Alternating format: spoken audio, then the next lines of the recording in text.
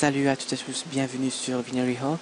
Jusqu'à maintenant, on n'a pas cessé de travailler par les types int, float, char, double. Tous ces types-là sont appelés des types primaires. On va les utiliser pour créer des types complexes qu'on appelle les structures. Qu'est-ce que ça veut dire une structure? Une structure, c'est une agrégation de plusieurs éléments de type arbitraire.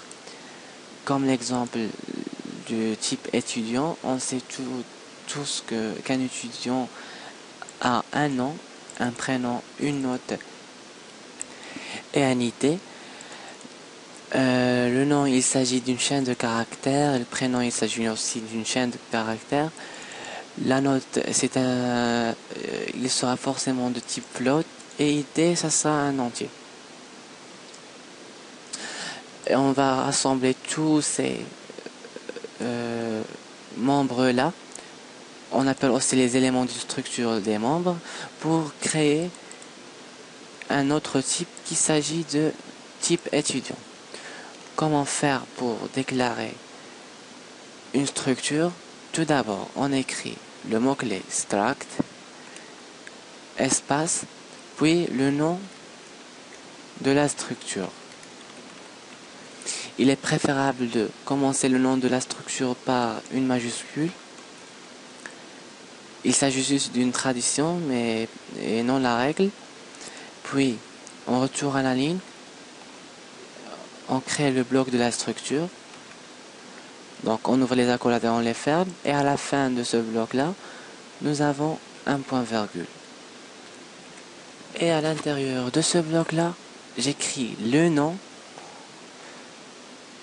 des membres et leur type. Chaque membre dispose d'un nom et d'un type. Donc, type 1.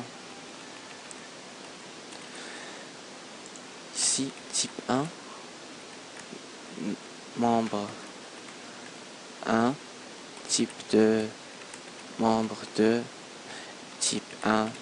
Membre 3. Je rappelle qu'il ne s'agit pas d'une déclaration, mais juste une définition. Ça veut dire qu'on montre au compilateur que notre structure est composée de ces membres-là. Donc, toute initialisation des membres est fausse. Par exemple, j'ai déclaré ici un entier A et je lui donne la valeur 9.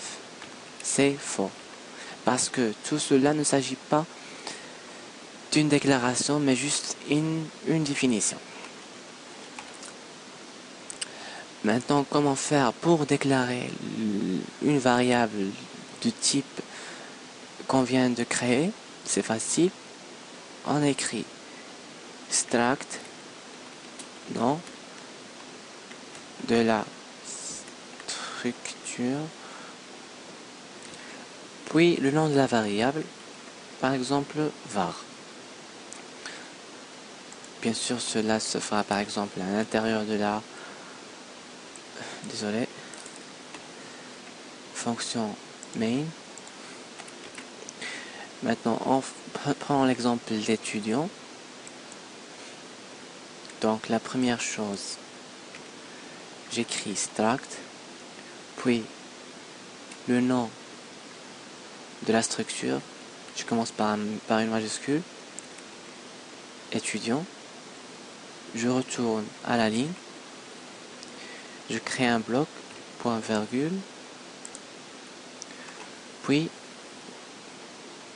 j'écris les noms des membres et leur type. Je rappelle qu'il ne s'agit pas d'une déclaration. Donc, char, nom, 30. Char, prénom, 30. Donc, float, note, int, id. Écrire char nom Suzanne, c'est faux. Parce qu'il ne s'agit pas d'une déclaration.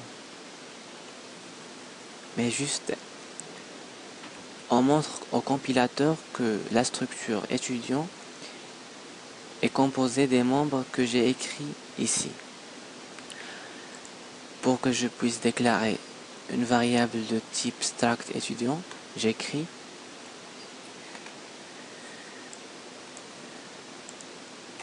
main, ici, donc je vais les déclarer dans le main, donc struct étudiant, et puis le nom de la variable, qui sera étude. Certains d'entre vous vont dire que écrire struct étudiant est très long. On pourra renommer le type struct étudiant grâce à la clause type_def. Le syntaxe est le suivant, donc type_def, type à nommé, et là, nouveau nom. Je peux par exemple renommer le type entier, type_def int entier, et si je déclare une variable de type entier comme ça, c'est équivalent à int a. Donc, cette opération se fait juste après la définition de la structure. Donc, type_def struct étudiant, c'est le type à nommer par étudiant.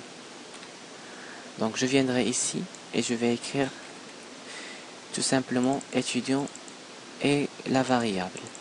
On dit que par exemple la variable étude est une instance de la structure étudiant. Donc c'est la fin de cette partie là. Dans la prochaine vidéo je vais vous montrer comment on va utiliser cette structure là. Donc à tout à l'heure.